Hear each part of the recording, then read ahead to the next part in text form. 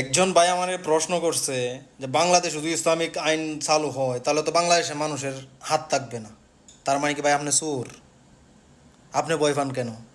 Saudi আরবেও তো ইসলাম চুরি করলে হাত কাইটা দেয়। সৌদি আরবের লোকের কি হাত নাই? সৌদি আরবের নারীদের দিকে কোনো নজরতে তাকালে চোখ উপড়ায় ফেলায়। সৌদি আরবের লোকের কি চোখ নাই?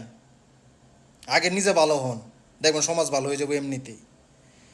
এখন আপনার নিজের ভিতরে চুরি চুরি ভাব, আপনি নিজে বড় চোর।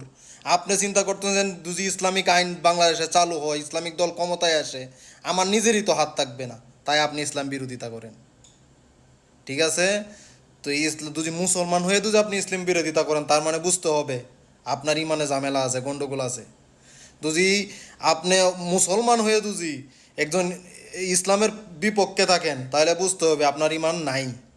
কারণ আল্লাহর আইন যে মানবে না, তার ভিতর ইমান থাকার কথা না। ঠিক আছে?